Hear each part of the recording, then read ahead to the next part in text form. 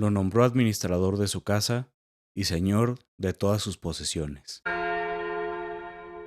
Hoy es 19 de marzo, día de San José, y les quiero compartir un par de reflexiones acerca de él. Justo el jueves pasado asistí a una plática sobre San José que le impartió el padre Gonzalo Viaña, el que escribió Hábitos para la Felicidad y el Cielo, y el video de hoy va a estar basado en algunas de sus reflexiones más otras que hice yo. Pero bueno, para empezar, San José era descendiente del rey David. Para el tiempo en que se narran los evangelios, pues ya no era la familia real. Después del exilio en Babilonia, el último rey que gobernó Israel fue Sedequías, y después de él ya no hubo más reyes, y la familia del rey David pues dejó de gobernar. Y cuando llegaron los romanos, pues ellos instituyeron su propia forma de gobierno. Pero el chiste es que San José era descendiente de la realeza, de la familia del rey David. La Virgen María también era descendiente de David, y por lo tanto Jesús también es descendiente de David. Pero en aquella época no se valoraba la ascendencia de la madre, sino del padre, y era necesario que el esposo de la Virgen María fuera descendiente también de David, y San José pues fue el padre adoptivo de Jesús, pero todos creían, al menos en un principio, que era su padre biológico de sangre, y era necesario que el esposo de la Virgen María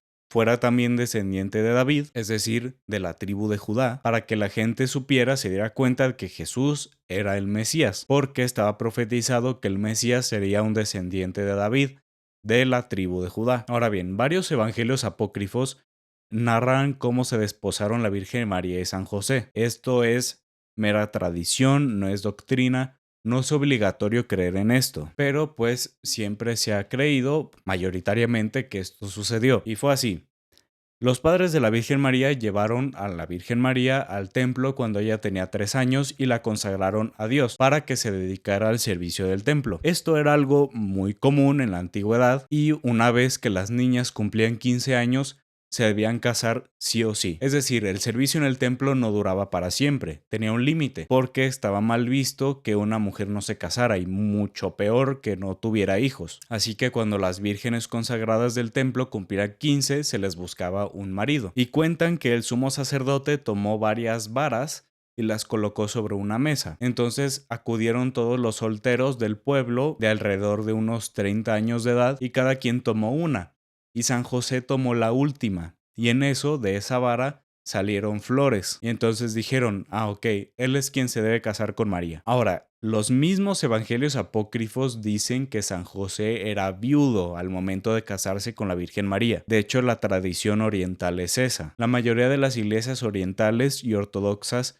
creen en eso, que San José era viudo, pero la tradición católica romana dice que no, que es imposible que fuera viudo, que San José era joven, de alrededor de unos 30 años al casarse con la Virgen María. Ahora, ¿cuál de estas dos posturas es la que define la Iglesia como la real? Ninguna. Como no hay fuentes que confirmen definitivamente ninguna de las dos, la Iglesia nos da la libertad de creer la que más nos guste. Lo importante, lo que sí es fundamental que debemos de creer sí o sí, es que San José y la Virgen María tuvieron un matrimonio virginal. Eso es definitivo, eso no lo podemos negar. Que ahora, si me lo preguntan a mí, yo no creo que San José haya sido viudo al momento de casarse con la Virgen María. El problema es que San Eusebio, padre de la Iglesia, afirmaba que sí, que San José tuvo un matrimonio anterior y que tuvo 4 hijos. Pero San Jerónimo decía que no, que San José era joven y no era viudo. Y no es por nada, pero le creo más a San Jerónimo, porque aparte San Jerónimo hizo como todo el árbol genealógico y toda la familia de Jesús y la fue organizando, o sea, hizo su investigación y llegó a la conclusión de que, pues no, San José no tuvo otro matrimonio y no tuvo hijos. Pero bueno, son opiniones, la Iglesia no define ninguna de las dos cosas como absoluta. Cambiando de tema, uno de los aspectos más importantes de la vida de San José es que fue elegido por Dios para custodiar a la Virgen María. Y no nada más custodiar a la Virgen María, sino custodiar a Dios mismo. Por eso la Iglesia enseña que San José ha sido el santo más grande que existe, solo después de la Virgen María, y Dios lo sometió a pruebas durísimas, durante las cuales tuvo que proteger a Jesús y a María, y es el ejemplo que tenemos todos los hombres de cómo debe ser un padre de familia. San José era carpintero, y es lógico creer que su taller estaba en Nazaret, porque ahí vivía. Después se fue a Belén, y ahí nació Jesús, y se quedaron por un tiempo ahí en Belén.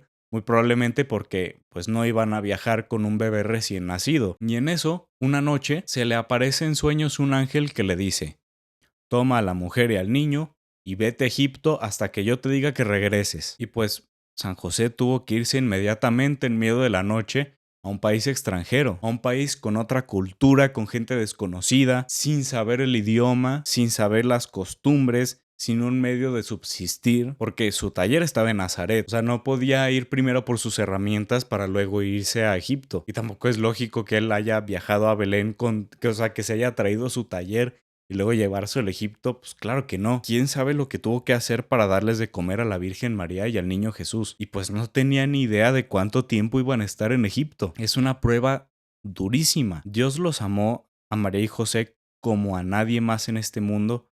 María por ser su madre y José por ser su padre adoptivo. Y Dios les dio las pruebas más duras que puede sufrir alguien. Los hizo pasar por enormes dificultades, porque Dios pone a prueba a los que más ama, porque el amor no se demuestra cuando todo va bien, cuando todo está perfecto. El amor se demuestra cuando todo va en tu contra. Por esa razón, los padres de la iglesia llaman a San José el padre de Jesús o el padre del Señor, porque obviamente no fue su padre de sangre y ellos lo tenían bien claro, fue su padre adoptivo. Pero los santos padres dicen que se ganó ser llamado Padre de Jesús, porque cumplió al pie de la letra, de manera magistral, con su deber como custodio de la Sagrada Familia, como un verdadero padre. Y aunque esto que voy a decir no está en la Biblia, es lógico, o sea, sería una tontería decir que esto no ocurrió.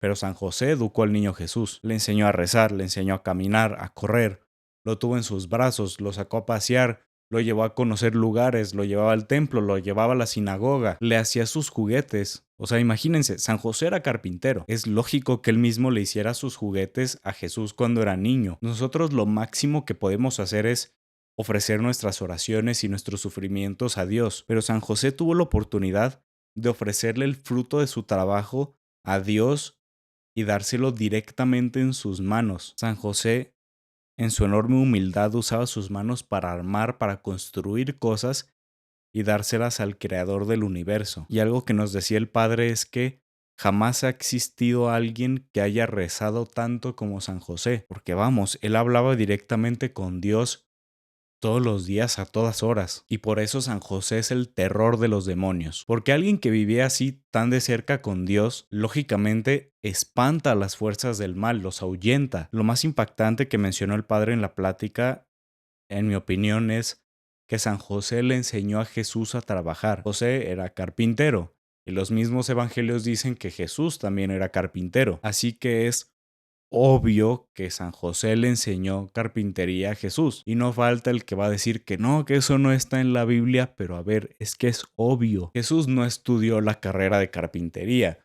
No fue con otro carpintero a que le enseñara si vivía con un carpintero. San José en algún momento tuvo que haber ido con Jesús adolescente y decirle: ven, te voy a enseñar a trabajar. O sea, qué impactante, ¿no? Un ser humano enseñándole al creador a crear, enseñándole a construir a aquel que construyó el universo. Y la inmensa humildad de Jesús, o sea, cuánto amor sentía por San José, que pacientemente aprendió todo de él. Que también, solo para aclarar, sí, Jesús tuvo que aprender todo esto. Sí, Jesús es Dios y lo sabe todo, sí, es verdad, pero Jesús tiene además una naturaleza humana. O sea, al hacerse humano, adquiere todas las características del ser humano, entre ellas la capacidad de aprender cosas. Y eso es dogma. Por cierto, que la naturaleza divina de Cristo lo sabe todo, pero su naturaleza humana tuvo que aprender a caminar, a hablar, etc. En conclusión, tenemos un enorme intercesor en el cielo, que es nuestro Padre San José, y quiero pedirles algo muy especial y muy particular. Hace unos días, más bien hace un par de semanas, por autorización del Papa Francisco, se suprimió la orden Miles Christi, a la que yo pertenecía. Obviamente no pertenecía como religioso, sino como laico que formaba parte de sus apostolados. Y pues no tenemos al 100% claro por qué suprimieron la orden, pero ya no existe. Y pues de la noche a la mañana desapareció una gran parte de nuestras vidas. Y el instituto me cambió la vida a mí y a muchos más, y le debo una gran parte de lo que yo considero mi reconversión o mi acercamiento más grande a la fe católica y les pido una oración a San José para que esto se solucione, porque literalmente solo un milagro puede dar vuelta atrás a todo esto, que probablemente ya no haya vuelta atrás, o sea, el instituto ya desapareció, ya no existe, pero les pido que pidan sobre todo por los padres, por los hermanos y las religiosas, porque